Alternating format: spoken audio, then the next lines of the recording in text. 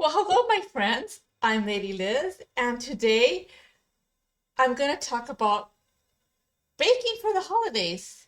Yes, on my art channel, because baking is an art, right? And I have gluten, dairy, and egg intolerance, as well as some other allergies, but these are the main ones for me. I can't take a lactate if I want to have some dairy, but for this video, I'm going to do it completely gluten, dairy, and egg free. I use regular sugar, so I'm not going to be able to call it vegan, but this is what works for me on the holidays, and nobody's been able to tell so far when I've taken this pie, except for the people I told who I know have nut allergies not to eat the pie because of the coconut milk.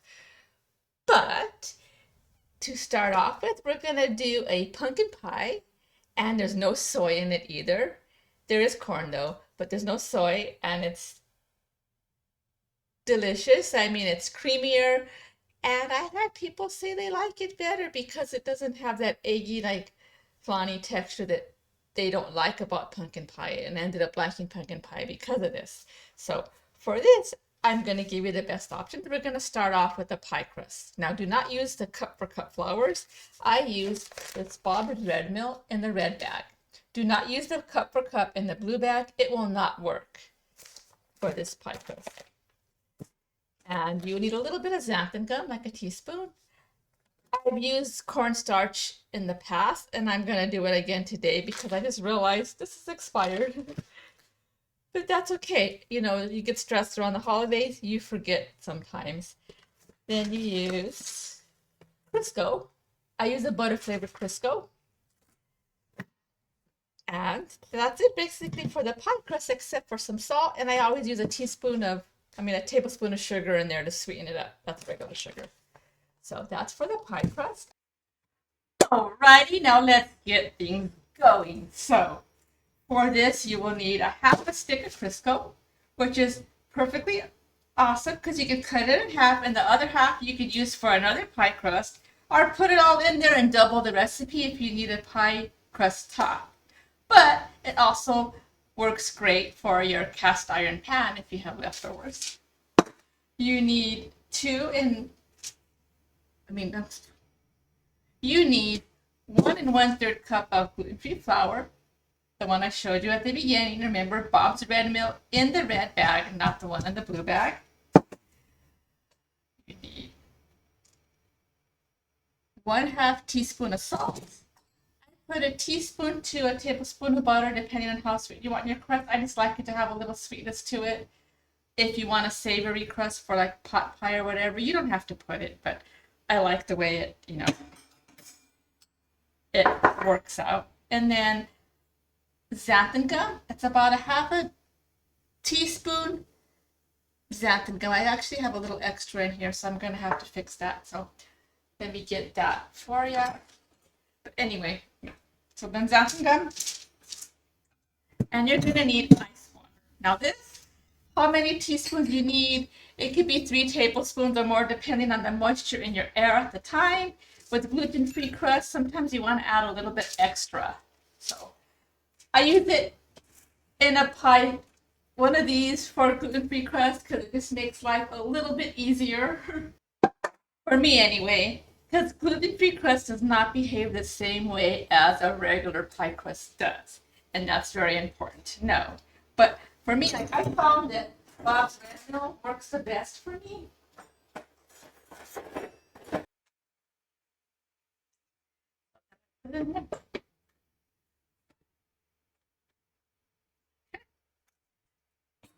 Now, let's get it. Add in xanthan gum, salt, sugar. Okay. You want it.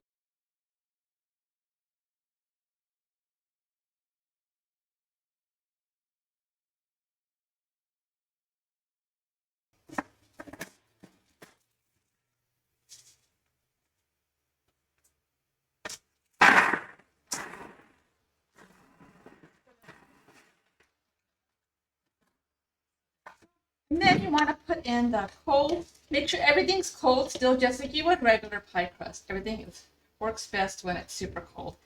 I usually put this in the refrigerator. I forgot today, but it'll be fine.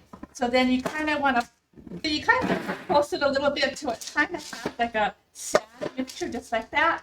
You could say pea size or crumbs, but I know people always say like, what size peas? I tried measuring, it didn't come out exactly, or it didn't look like my sand from the sandbox or the beach. Don't overthink it. Seriously, it's not. It's basically till it looks like this, and you can kind of pinch it together a little bit. You know, sometimes you could add a little more of the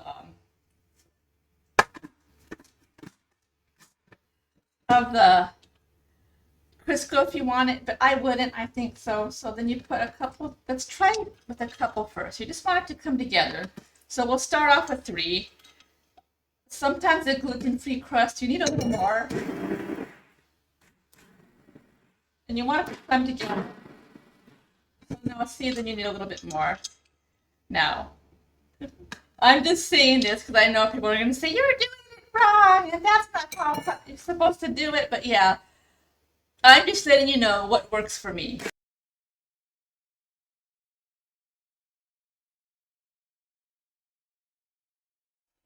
So you want to put it in like in a Ziploc bag this big, and you kind of want to squish it and knead it in here because it's going to be really sticky. And you kind of just push it like this in the bag till you get it to like this consistency. It'll come like a small ball, and just twist it up. You're going to put it in the refrigerator like this. You know, it just helps you because if you roll it without this, it'll get stick and smeared all over here, and you'll never get it up again, ever. You just toss it at that point. It has to be done in a plastic bag or inside of some wax paper, which we'll get to later because that's how we're going to roll it out. So I will see you to set up. You are going to need some flour for dusting, but the thing is with gluten-free pie crust, it's just going to roll out completely different. So it's not going to be the same. Let me move this over. So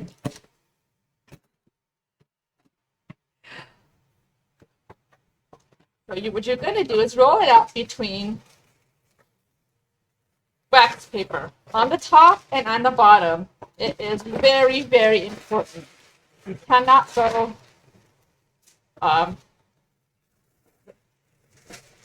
vanilla with this. You can't go raw with this one. You can't just roll it out on your countertop like you would a regular pie. That's not gonna work. And this is years of trying different things, even from what people said. And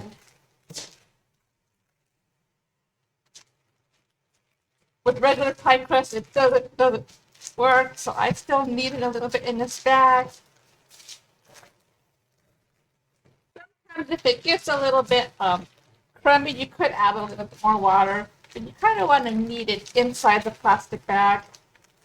You know, it helps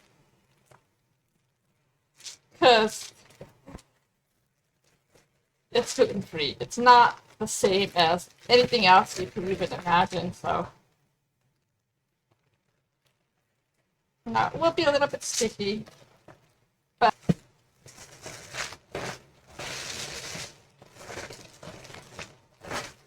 because it just does not behave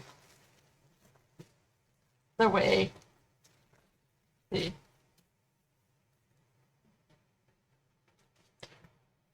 And you want to put a little bit in the bottom because you kind of want to piece it together a little bit.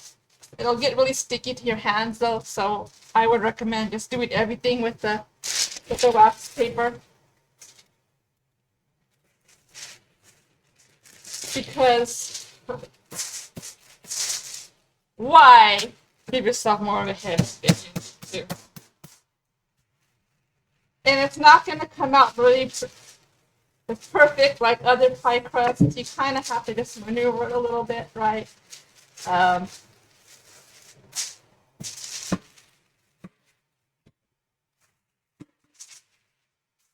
yes, that's have that knowing it's from my oven rack because I have my mic standing on it because I need more space. And I needed to take it out anyway because I wanted to move my other rack up. So you kind of, keep rolling it out like you would a regular pie crust all the way in between all this.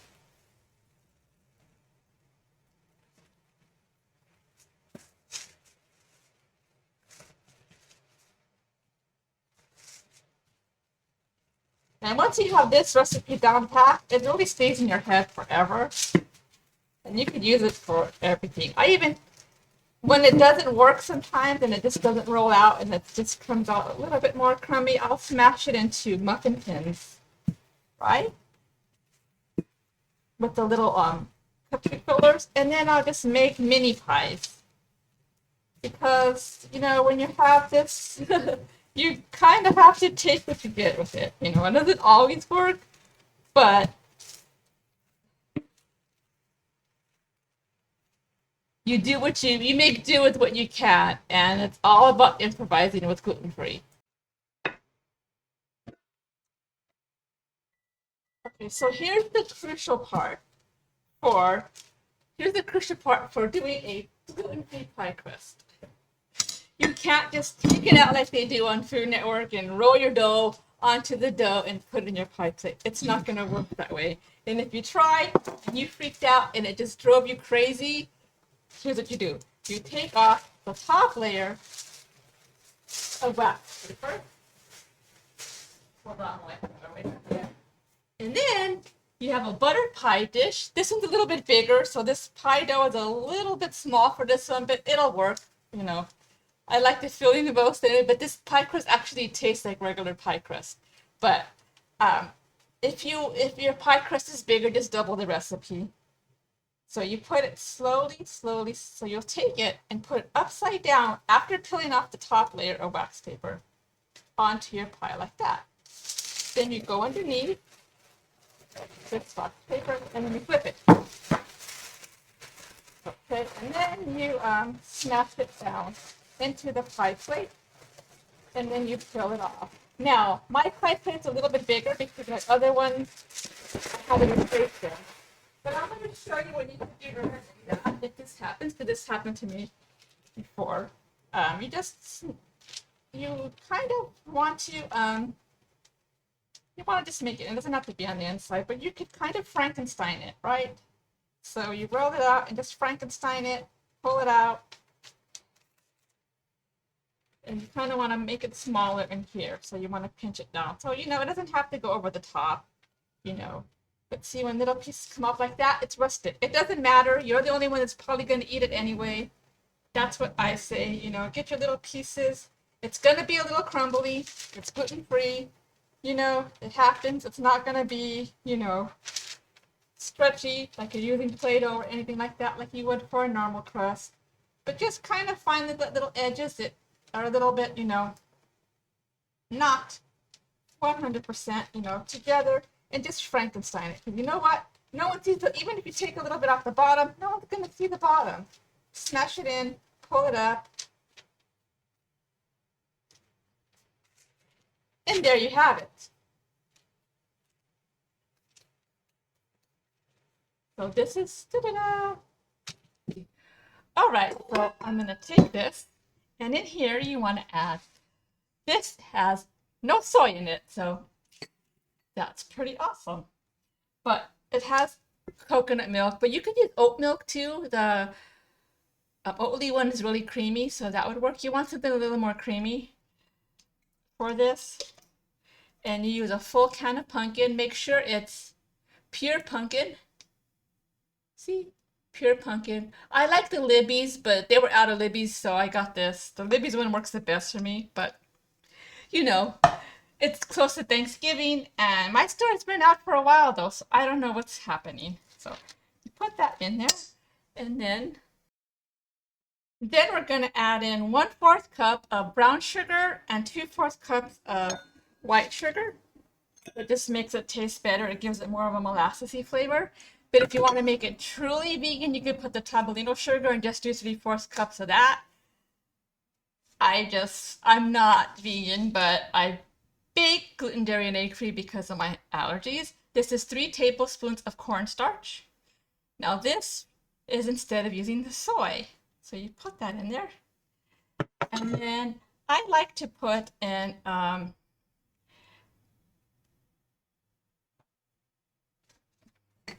little bit of extra cinnamon. So this is about a tablespoon, or no, I'm sorry, this is about a teaspoon, a little over of pumpkin pie spice. And then I put another half teaspoon of cinnamon because I like mine really cinnamony. And then you put in the coconut milk. You could use oat milk. I use the canned coconut milk, and it's a little chilly in my house today for some reason because it's been cold, so I had to like stir it up a little bit when I took it out of the can. But you know, it's the can one, and then you put that in. It's 1 cup of this. You could use oat milk. You could use sweetened condensed milk if you don't want to go vegan and you're okay with dairy, and you still get that classic pumpkin pie taste if you just don't want to use the eggs. So then you put it in there, and then you put a half a teaspoon of salt. Trying to mix it up a little bit, get it all incorporated. Now, what makes it easier for me is to put it in my milk. You could do it by hand, but you know, you don't have to. Let's close it. Start slow. And then go faster. And you just want to incorporate it all so it's creamy. And that's it. Really simple. And you bake it like you would a regular, you know, pumpkin pie. Oh, I forgot. Preheat the oven to 350. So you want to make sure the oven's preheated to 350 when you do this. You want to do a little scrape down and just make sure you get everything. My cats are like banging at they're trying to get out of the office, but I don't want them to electrocute me or jump up here because I disinfected everything. And with my luck, they'll knock over everything, and that's not. You're gonna get your pie crust, right? It is greased and everything. Perfect.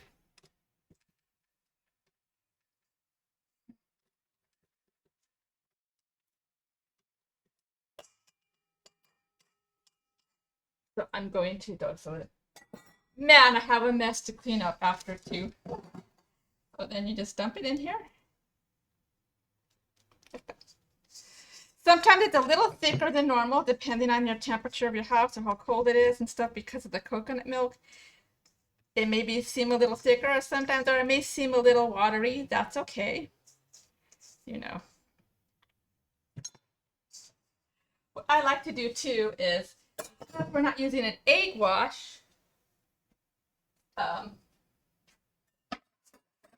no, I lost my basting brush. That's okay. I like to use a little bit of the coconut milk and just kind of like dab it around the edges. Usually if you have a basting brush, that works better, but I don't know what happened to it. And because it's the day before Thanksgiving,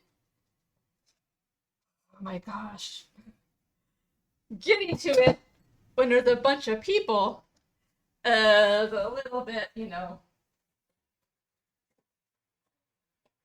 non-existent. So then I use just a little bit of sugar around the edge. And that's it. You bake this in the oven. And that is baked for about 60 to 7 degrees. 60 to 7 degrees for at 350. And I will come back and show you the results. So I forgot to say to wrap the crust in foil around the edges so it doesn't burn. You could take it off a little bit before it's done. Sorry about the audio. First time recording in my kitchen with my laptop, so we have to tweak a few things before next time, but I hope you had a good Thanksgiving and hopefully you could use this for Christmas and other holidays ahead. Thank you. Bye-bye.